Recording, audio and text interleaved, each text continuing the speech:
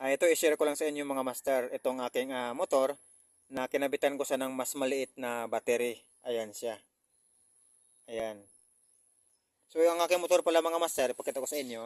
Ito ay Rider Carb 150. So ayan siya.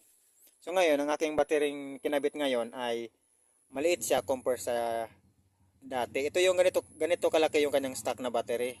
Ayan siya.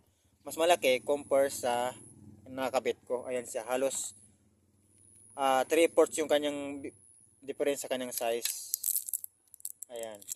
Pero ang size dito mga master, ayan siya. Kung tingnan natin, ito ay 12B3AH saka 10HR. Ito namang isa, ayan siya, 12B 5AH at saka 10HR. So ibig sabihin ito ay 3, ito ay 5, ito naman ay 3. So mas maliit talaga siya compare dito. Ayan siya. Pero ang tanong ngayon kung okay lang ba siyang gamitin yung maliit sa ating rider carb. So para sa akin mga master ay okay lang naman siya. Wala naman ako nakitang kaibahan nung aking ginamit na. So ganun pa rin naman yung gana niya.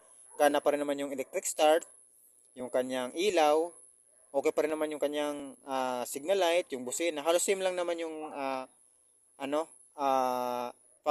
niya, bibigay niya na na supply. Wala naman ako nakita pinagkaiba. Pero siyempre may kaibahan pa rin siya sa battery siguro. Kasi ito 5 nga ito ay 3. Pero para sa akin ay okay pa rin naman kung ito para yung gamitin natin na battery na maliit. Pero ito kasi yung kasya talaga sa atin dito eh. Saktuhan talaga sa ating lagayan ng ating battery. Ito kasi ay pang 125 ito na gamit ko.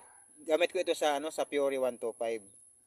Kaya ito ay nilagay ko lang muna to dito kasi ito ay nalobat, sinarge ko pa kasi ito eh. So ngayon, ibabalik ko rin naman ito. Kaya lang sa hindi ko muna ngayon kasi parang okay naman eh, nakalagay na eh. So sa susunod na lang. So ayun, okay naman siya kahit saan dito. Pwede nyo gamitin, maliit man o malaki. Wala siyang problema mga master.